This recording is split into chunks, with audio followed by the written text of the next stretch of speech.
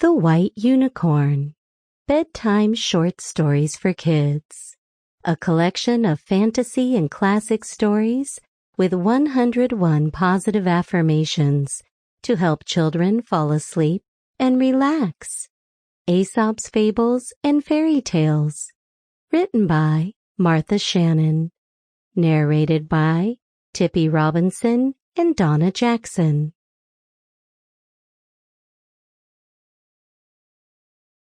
Part 1. Bedtime Stories for Kids. The Mountains. Once a month, Mario and Anna went to their grandparents' house.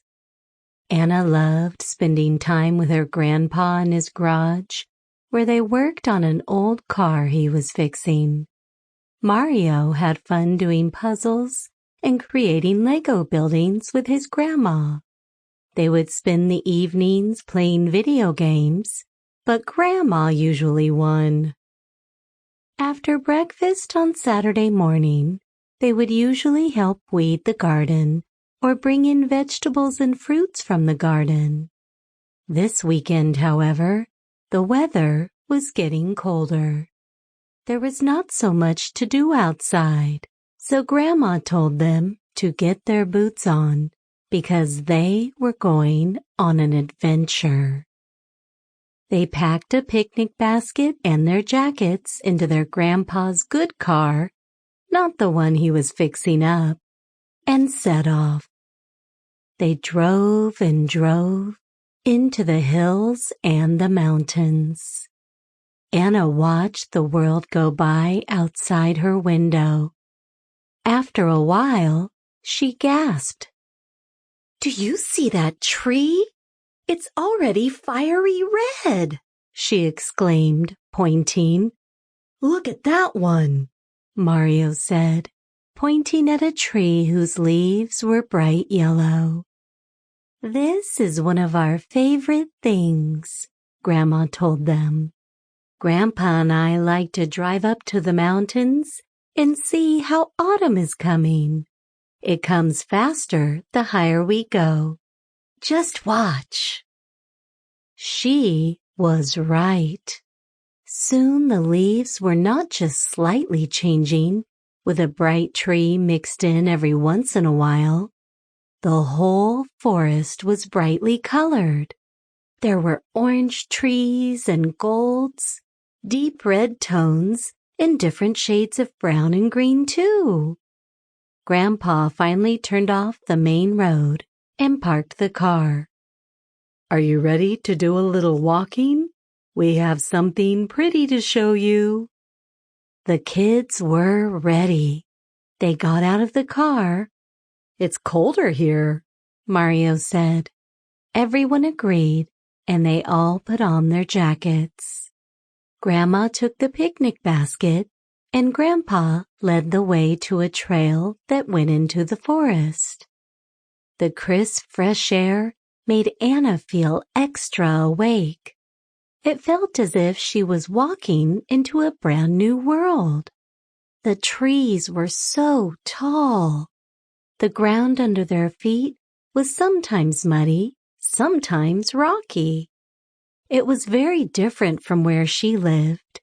She imagined being alone in the woods and how scary that might be, but also how fun.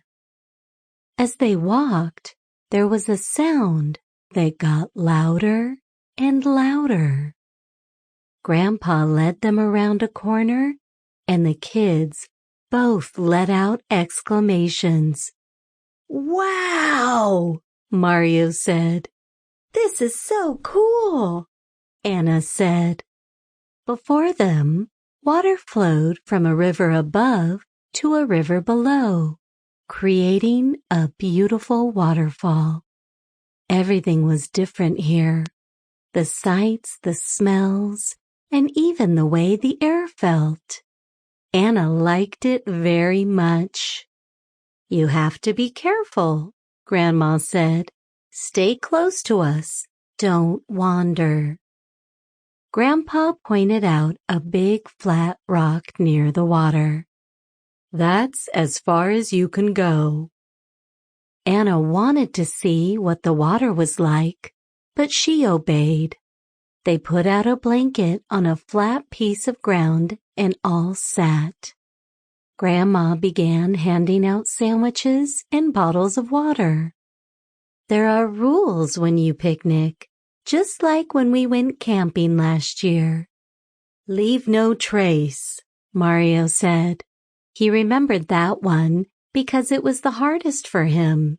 He had a bad habit of leaving trash wherever he had gone and not picking up his toys when he was done. "Exactly. It's bad for the animals and the environment if we don't pick up after ourselves," Grandpa said. "And no swimming.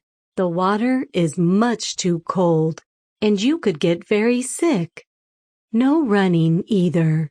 We do not want you to slip. If you are responsible and obey the rules, we can bring you back here next summer. People are allowed to swim in the summer." "We'll obey the rules," Mario said. Anna nodded. "We'll be responsible." After they ate, the kids were allowed to explore a little. They were both very careful to obey the rules, but talked freely about what next summer's waterfall adventure would be like. Too soon, it was time to go. The hike back to the car was uphill and very tiring. As they walked, the kids made plans of games to play next summer. They guessed which animals they might see, like snakes, toads, lizards, birds, and hopefully fish. Back in the car, they each fell asleep fast, both dreaming about the waterfall and all sorts of adventures to come. The end.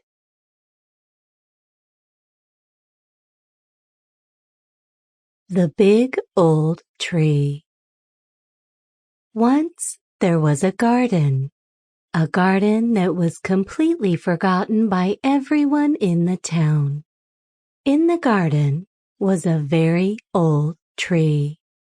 It was very tall, very wide, and very thick. It had plenty of leaves, and its roots spread across the soil. The garden was filled with fruits and vegetables, earthworms and millipedes. All of them lived together happily. In the morning, Mr. Earthworm would move around the soil in search of food. "Can you spare me a little water, Ms. Blue Flower?" he would say to the flower that grew next to Mr. Green Pepper. Ms. Blue Flower would tilt her head downwards and let the earthworm have some water from her petals. "We need water too," Mr. Green Pepper would say, and the blue flower would also give her water. The friends lived and shared what they had with one another, and they all depended on the big old tree to cover them up from the sun. When the sun became too hot for them to bear, they would crawl under the big old tree to hide. "Ouch! That sun burns my petals," Blue Flower would complain. "Oh no, the sun has hurt my skin," Mr. Earthworm would say. "I do not like that sun. It makes me wrinkle and yellow," Mr. Green Pepper would say. Whenever the big old tree heard this, she would call them to hide under her shade. "Come on now, you can stay as long as you want," the big tree said to them. However, after some time, things were not the same. The three friends, Blue Flower, Earthworm, and Green Pepper, had been saying bad things about Mr. Carrot. Many of the things they said were mean and untrue. This made the big tree unhappy with them. You should not talk about your friends behind their backs. If Mr. Carrot has done something to upset you, you should wait for when he returns, then say it to him, the big old tree said to them. This made the 3 friends angry, so they started to say mean things about the big old tree too. You are big and bold. You have no use in this garden, Blue Flower said. You do not have any fruits, only small leaves, Earthworm said. You should rot away. We do not need you in our garden, Green Pepper said. All of these hurtful words made the big old tree very sad. Tears rushed down from her eyes as she stared at the people she loved and cared about. I thought we were friends, the big old tree said. We are not your friends. Stay away from us. They yelled at her and walked away from her. They made up their minds to stay away from the big old tree from that day forward. One thing they did not know about the tree was that whenever the big old tree was sad, it began to wilt away. Her leaves would fall off, and she could die. As the days passed, the sun grew hotter and hotter, but the friends did not notice that the big old tree was dying because they no longer went to her for shade. The sun is burning my skin. Where should we hide? Earthworm said. We can go under a rock, Blue Flower replied. I think that would be a good idea, Green Pepper said. Together, they all rushed to the rock to hide. But as they were hiding, they noticed 3 mischievous and hungry-looking rats that were prepared to eat them for dinner. What a nice dinner they would be. That pepper looks so yummy, one of the rats said as they walked closer to them. Without a waste of time, the friends ran away from the rock. They decided to hide under the grass, but the heat of the sun still got to them. Many days passed, and they got burnt by the sun. Green Pepper turned yellow. Earthworm had rashes all over his skin. Blue Flower's petals became cranky and ugly. I think we should go back to the big old tree and apologize for the mean things we said to her, Blue Flower said. She was tired of waiting under the sun every day. The Green Pepper agreed with her, but Earthworm was afraid. What if we go to her and she sends us away? Remember, we said many hurtful things to her, he said. Just then, Mr. Carrot rushed in and announced that the big old tree was dying. If we do not make her happy, we would never have a place to hide from the sun, they thought to themselves. Oh, no! All the friends cried. If something bad happened to the big old tree, they would never have a hiding and safe place from the sun. Together, they all rushed to where the tree was. First, they needed to apologize to the big old tree for all the mean things they said. I'm sorry, big old tree. You may not have fruits, but you are the most important in this garden. You provide us with shade every day, earthworm said for everyone, "I love you, big old tree. It is not about the shade you provide, but because of how kind and loving you are." Big Flower said, and she meant it. "Please do not feel hurt. We would never say bad things about you, Mr. Carrot, or anyone again," Green Pepper said. They also apologized to Mr. Carrot for talking behind him, and they all made up and became friends again. When the big old tree heard all that they had said, and when she also saw that they had apologized to Mr. Carrot, she felt very happy. Slowly, water from her strong roots traveled into the bark, to the branches, and to the leaves. The leaves, which had turned brown, became green, and the big old tree began to sway happily from side to side. "I love you all. Now you may hide from the sun," she smiled. "Hooray! We love you too, big old tree!" Everyone chorused and rushed under the shade. It was very cool, and all the friends immediately fell asleep as a cool wind blew over them. From that day on, they all lived as friends in the forgotten garden, and no one said bad things about any of their friends again. The end.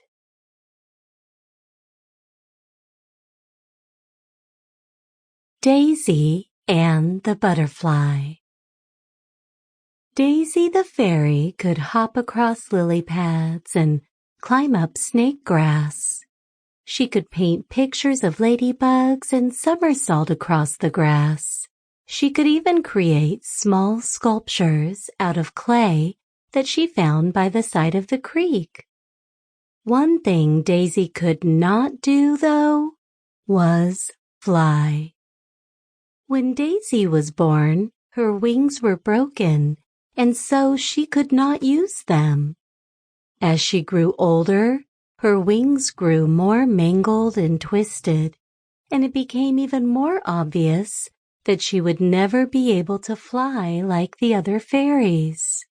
While Daisy had great fun enjoying her life, she always wished that she could fly, as the other fairies did. Sometimes she would sit by herself and feel sad that while everyone else was playing tag in the air, she was left on the ground, unable to play with the others. Daisy's family felt sad that she could not play with her friends all the time, so they did their best to always keep her company and help her to have a great time.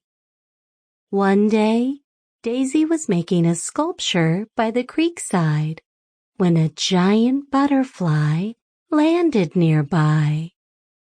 Enchanted by the beauty of this butterfly, Daisy walked right up to it and started looking at its big, beautiful wings.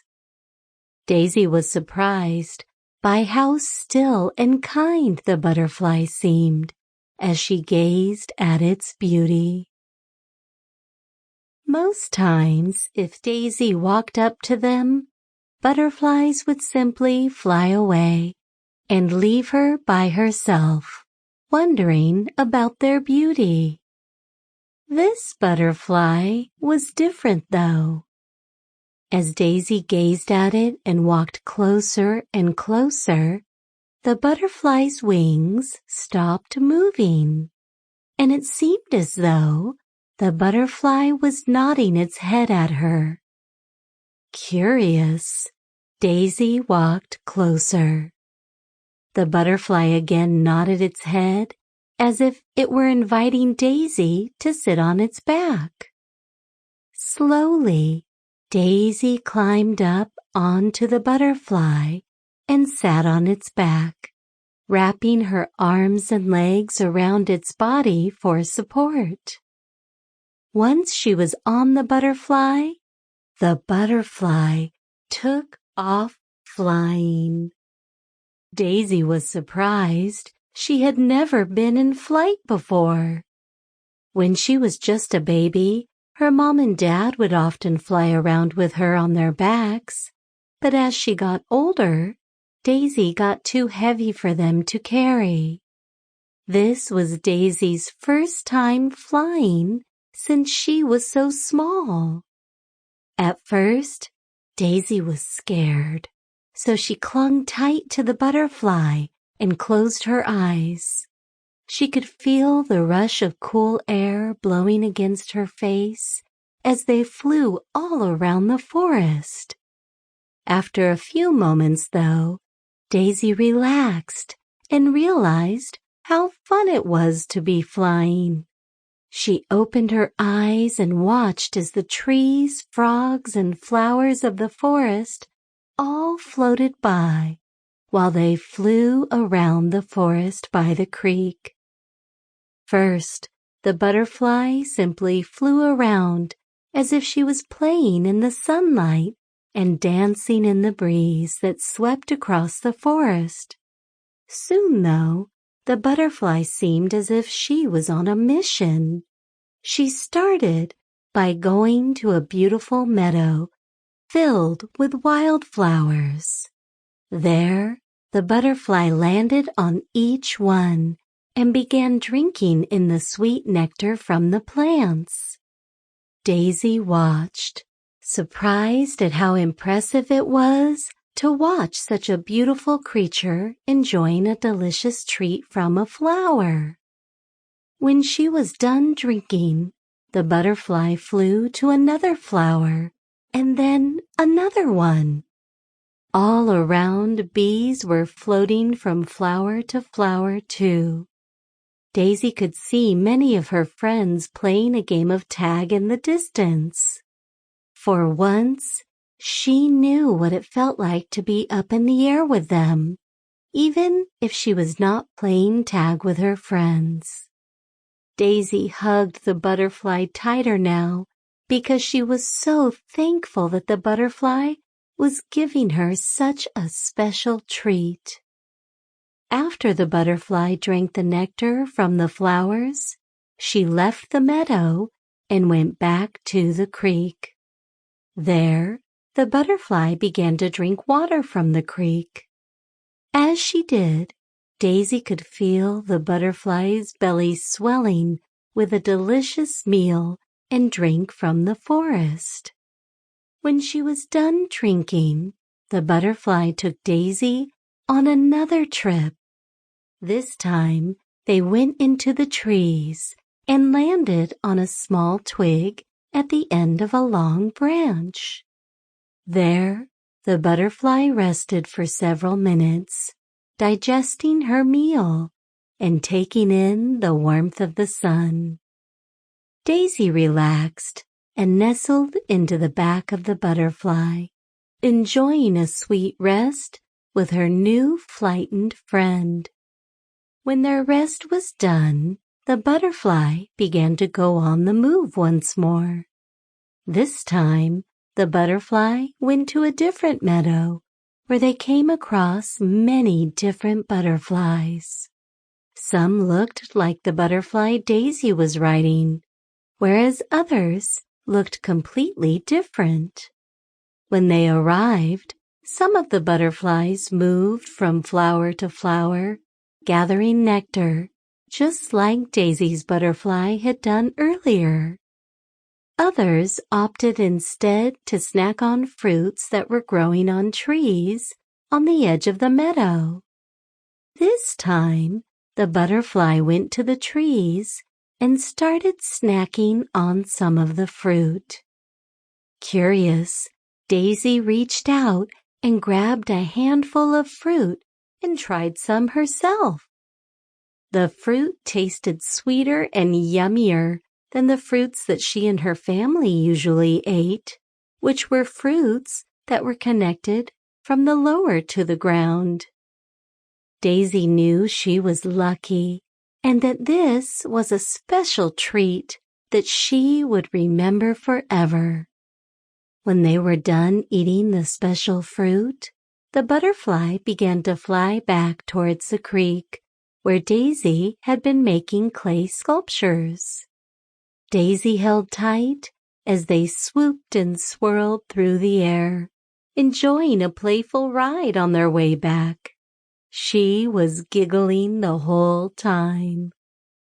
They finally landed back at the creek, and Daisy hopped off the back of the butterfly and landed on the ground on her own 2 feet. She thanked the butterfly and gave the butterfly a big hug around the neck and asked if she would please come and visit again one day. The butterfly nodded and smiled before flying off into the distance. Daisy watched the colors of the enchanting butterfly as the sunlight caught her wings and created a beautiful spectacle for Daisy to watch. As she got further away, the butterfly turned back and winked at Daisy as if to thank her for a wonderful day too. Daisy was so happy from her day in the sky that she left her clay sculpture so she could finish it another day. Instead, she happily walked back to her home with her mom and her dad and sat down at the dinner table to eat a snack with her family. When her parents asked her why she was so happy, Daisy told them about her experience with the butterfly and how she had taken a wonderful flight around the forest. She told them about the nectar, the drink from the stream, and the fruits in the sky. Surprised, Daisy's parents looked at each other and wondered how such a magical thing could possibly happen. They were happy for their daughter and for her opportunity to fly with the rest of the fairies. When Daisy went to sleep that night, she dreamt about soaring through the sky and enjoying delicious sky fruit. She felt so lucky to meet such a wonderful friend who would help her to have a chance to fly in the sky, as the other fairies did. And the butterfly did return many times. Each time she returned, she would take Daisy on a flight around the forest and show her the new flowers, sky fruits, and bushes growing around the forest. Daisy would never again be stuck on the ground with her new friend looking out for her. What a lucky fairy Daisy was. The end. The Humble Herd of Elephants. It's time to take a bath, says Mama Elephant to her baby. Baby Elephant is young and has learned how to take a shower with his own trunk. He can spray water all over his own back and spray water all over Mama Elephant too. She laughs when he does this. The elephant herd has come to the watering hole to drink and wash before they are going to find their place of rest for the night. The elephants are always close together. They never leave anyone behind, and they are always walking all over the African savanna in search of water, food, and a place to take a rest. Whether it is for an afternoon nap, leaning up against a tree for support, or in a warm, safe place to lie down and huddle together as a family. Close your eyes and imagine the African savanna. It is vast and wide and carries on for many hundreds of miles. The trees are scattered across the land, not too densely, and there are food and shade for many animals. The rainy season has come, and all of the wildlife is here to drink and eat and prepare for the more challenging days ahead.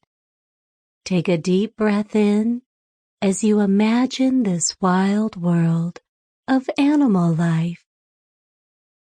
The ebb and flow of this majestic world are untouched by civilization, and you can see all of the animals taking part in the great relief of water that comes at this time of year in the savanna. The elephant herd has their work cut out for them, finding everything they need to survive. Mama elephant encourages baby elephant to climb out of the watering hole and come together with the pack. They are all washed and watered and ready to rest. Baby elephant is tired from the long hot day, walking for miles and miles to find the watering hole. His family crossed vast land and desert to come to the savanna for a cool, fresh drink and a soothing, refreshing bath. Baby elephant follows the herd, walking to and fro underneath the gigantic legs of the elephant herd. The sun has begun to set, and the sky is colorful with oranges, reds, pinks, and golds. The land has turned the color of the setting sun, and all of the animals are looking for a place to rest for the night. Mama elephant comes to a grove of trees and begins to lie down with the other elephants. Just as they are finding their comfort and rest, a pack of hungry hyenas comes over to their quiet place for the night, surrounding them and showing their teeth. "You cannot sleep here," one growls through a snarl. "This is our turf. We hunt here at night. You had better find another place to sleep." The hyenas all snarled in agreement. Mama elephant clambered to her feet. "We elephants are humble and will not fight with you. We will move on and find another place to rest for the night." Mama elephant helped baby and all of the other elephants up as they moved along, away from the hyenas and into another place of rest. The humble herd found another place under the hilly mountain ridge, where the rains brought soft green grasses for them to lie upon. The herd huddled together and found themselves exhausted and greatly appreciative of such a welcoming place to camp for the night. The grasses falling on and around them as they laid down on the earth. Just as they were feeling comforted by the promise of sleep, a pride of lions emerged silently and gracefully from the tall grasses. The elephants were immediately awake and standing up, knowing that it would not be safe for them to stay within the territory of the pride of lions. "These are our grasses for the night. Lucky for you, we are full of our feast from our afternoon hunt." The lions were clear with their message. The elephants were all standing on foot once again. Baby elephant huddled behind his mother. "We elephants are humble and will not fight with you. We will move on and find another place to rest for the night." Mama Elephant led the humble herd away from the lion pride and off to another place where they could finally be at peace for the night. They arrived at a giant pool of water being fed by a waterfall. The elephants gathered around the pool and prepared to lie down for their night of rest. No sooner had they arrived than a flock of flamingos landed all around the elephants and began to perch on top of them and claim their territory. "This is our pool," squawked a flamingo. "You can't stay here unless you want to be up all night at our rain dance party." All of the flamingos squawked at the sound of a party about to unfold. The elephants were not interested in attempting to sleep through a wild flamingo party, so they decided to move on. We elephants are humble and will not fight with you. We will move on and find another place to rest for the night. The elephants were already tired, and now they felt so sleepy from having to move around and find a place to rest that they could have just leaned up against some trees for a nap.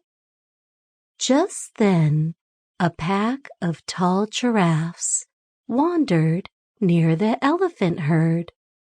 They were also sleepy and looking for a place to relax. "Hello there," called out the leader of the giraffe pack. "Nice night for a stroll, wouldn't you say?" Of all the animals that the humble herd of elephants had encountered, the giraffes had been the politest and kind in their greeting. "Hello to you," Mama Elephant replied. "We are strolling around, looking for a place to rest and sleep. The sun has already gone down, and we are tired from our long journey. Everywhere we have gone, we have been turned out by those who are already there." The elephant herd was close together, their giant ears flapping and listening as Mama Elephant explained. Baby Elephant came forward to look at the tallest giraffe. "Do you know where we can sleep tonight? We would be so grateful if you could just let us know. You are taller than all of the other animals and can see great distances. Perhaps you can spot a place with that we can humbly call home for the night." Baby Elephant appealed to the kindness of the giraffes. The tallest giraffe listened to the words of the small elephant and looked far and wide across the vast savanna. "There are many animals here tonight, since the rains have come back to fill our watering holes and turn our grasses green once more. You are humble and kind, and we trust you. You can stay with us, and we will share the space together. Safety in numbers," the giraffe explained. "Thank you for your kindness tonight," replied Mama Elephant. "We humbly accept your offer." The elephants wandered off in their herd, side by side with a pack of giraffes, toward a grassy area near a copse of trees and shrubs. It was the perfect place to dwell for the evening, and there were already other giraffes there, standing tall in their sleep, yawning and snoring away. The giraffes gathered around the elephant herd and prepared to shut their eyes and rest, never lying down, only standing tall. The elephants found great comfort in this protection from the giraffes and finally felt ready to fall deeply into sleep. They snuggled together in their huddle and began to drift off into sweet dreams until Baby Elephant remembered the journey of their day as he was falling asleep. Do you ever like to do that when you are falling asleep at night? Looking back on your day today, what did you enjoy the most? What was the most exciting and fun? What were some things you might have done differently? Were you humble and kind, like the herd of elephants and the tall giraffes? Or did you feel more like a lion, hyena, or flamingo?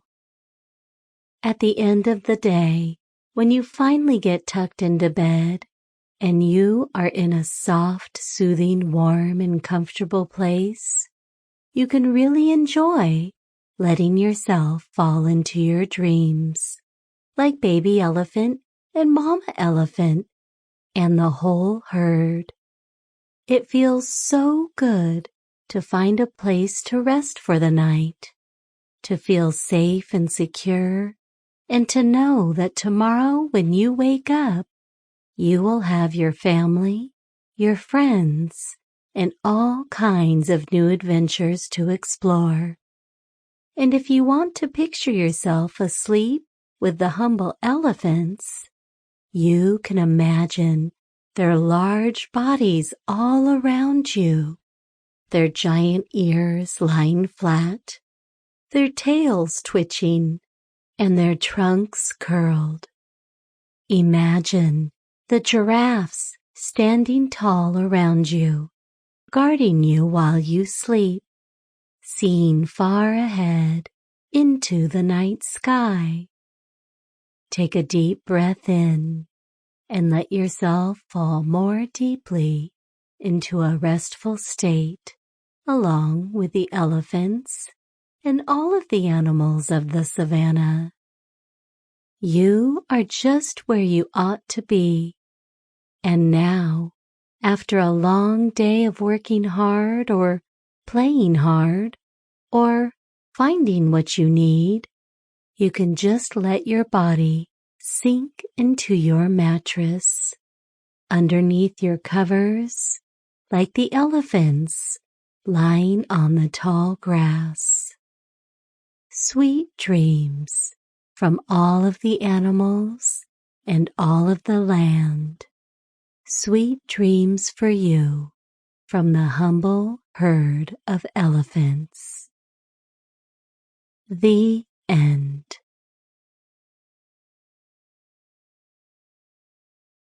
Sally Witch Short Story. In the far west of West Brookside lived the witches. They had a small lodge in a humble neighborhood. The witches are kind and powerful, although they chose to blend in with the people. In a small tiled kitchen, Mary Witch prepared a delicious breakfast. The smell of olives and chicken crept through each bedroom door and woke up everyone. Little Sally Witch jumped out of her bed, excited to eat and leave for school. It was the first day after all. "Good morning, Mama," Sally yawned as she enters the kitchen. She sat on the stool and waited for the food. Mama, Papa, and Sally Witch dined together, and soon Papa left for his work at the office. Sally prepared for a long day ahead, while Mama reminded Sally, "Don't use magic unless someone needed help." As always, Sally nodded and went on her journey. Right at the third bus stop, a massive school is built. Sally beamed and pranced to her classroom. Her smile widened as she saw her old classmates and friends. She greeted everybody and said hello. That is when she met the quiet boy. In the corner of the room sat a red-headed, unfamiliar boy. His eyes were green like the meadow in spring, and his hair was as curly as spring's. She smiled at him, and he smiled back, but he was timid. The class started when Mrs. Glass came in. She called the new boy to introduce himself. The boy stood up in front of the class, but then everybody started to laugh. He looked down, embarrassed. "All right now, everyone be quiet," said Mrs. Glass. "Kevin, will you share your experience last summer?"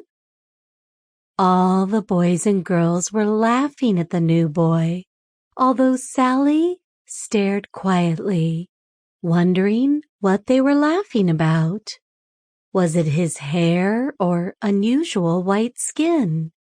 Or was it his shabby look and his face that looked so thin? "Why does he look like that?" asked another boy. Sally suddenly felt uneasy. Snap! Time stopped with a snap of her fingertips. Everything stopped aside from Sally and the boy. The boy was left astonished. "What is happening?" he asked. "Just a little magic for a friend in need." Kevin smiled at little Sally. "Thank you for pausing time. I was feeling very uneasy," he said. "My name's Kevin." I'm Sally. I know that some might get a bit snobby, she replied, but all of them are friendly. Kevin lowered his head with a frown upon his face. When Mrs. Glass asked me about my summer, I felt uncomfortable. I had to help my parents work, so I never had a summer vacation before. Sally's face brightened up. Snap! I know. Why don't we go on an adventure now? Suddenly, a blue and purple portal appeared in front of them. Kevin's eyes widened. He was shocked again. Sally took his hand and brought him to the entrance. They both entered the blue and purple circle. In a blink of an eye, they were in a completely different place. At first, Kevin could not believe his eyes. They were really at the beach. Or was it only his imagination? I'll introduce you to some of my friends, Sally exclaimed. Sally took Kevin's hand. They ran towards a hut floating on the water. The cabin was small on the outside, but there were hundreds of rooms inside. They met Tim, fishing on the balcony. This is Mr. Tim, and this is where he lives, Sally said. Hey there, the name's Tim. Have you ever fished? Tim asked Kevin. I haven't, but I can cook one, Kevin said, excited. But Tim turned his head swiftly towards Kevin. Then I will teach you. Hop on, and we'll go over that volcano. A boat emerged from the bottom of the sea. Tim jumped in with Sally while Kevin stood, bewildered. Although hesitant, he jumped in with them. In a minute, the boat was moving faster than the wind, barely touching the water. Suddenly, the ship came to a stop. They were at the foot of an active volcano. This is where the big ones come. Tim laughed in excitement. Suddenly, the water vibrated, and a giant octopus revealed its tentacle. Kevin screamed with fear and excitement. His face was turning all red and stiff. Tim tossed a giant net. He swept the octopus inside it. With a bit of magic, the net turned to steel, and the giant octopus could not escape it. The perfect timing for the perfect catch. Tim raised the net, and brought the octopus on the boat. Then quickly, Tim slashed it in half. When they returned, the giant creature was brought to the kitchen to be cooked. So after sunset, the town will gather and feast on the seaside. Kevin thanked Tim for teaching him to fish. "I hope you will return soon. Next time, you'll catch the fish," Tim stated. "All right now, let us go to the east. I have a friend who lives in the trees." Snap! Suddenly, they were in the jungle. They could barely see the ocean. A high-pitched voice caught their attention. "Ahoy, Sally! Ahoy, Kevin! Come here. I need your help with the treehouse," she called from the treehouse, and they followed. "That is Ms. May, and she loves bananas," Sally stated as they walked towards the biggest treehouse Kevin had ever seen. There were big windows and a grand staircase. Once again, Kevin was in awe. A little lady appeared by the double doors. She was holding a banana in one hand and a fan in the other. "Finally, Sally, I need your help. I lost all my parrots. I was fixing the cages at the rooftop, and suddenly the lock broke down. Could you help me find my parrots?" Suddenly, Kevin found himself looking for colorful parrots. Time after time, they find one in the tall trees.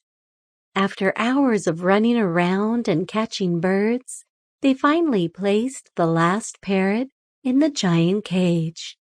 "Oh, thank you so much, little Sally and Kevin. I would have never found them without your help." She grinned and gave the children a big hug. "No worries, Miss May. I would do anything for you," Sally replied. The sun was beginning to set when they finished placing the birds in their cages. "Join us in the feast before you go," said May. Sally and Kevin agreed, and together they went back to Tim's hut. The feast was already prepared. Fruits and fishes were served at the table, and the giant octopus was turned into several dishes. Kevin's stomach growled with hunger. They all gathered around the table and started the feast. Music began to swallow the silence. Torches and candles lit the dark seaside. "You're all working hard every day, but why do you all seem so happy and relaxed?" Kevin asked, curious. Tim and Sally shared a smile. It was Tim who replied, "It's because we have each other. At the end of the day, when we gather around and see that everyone is safe and healthy, all our hard work pays off." The moon had completely lit up the night. When the feast was over, Sally and Kevin thanked Tim and May for the meal. Snap! The portal appeared once again.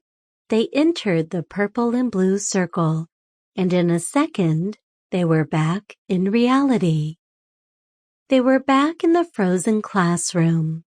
Kevin stood in front while sharing a smile with Sally, who was already returning to her seat. Snap! Everything started moving again.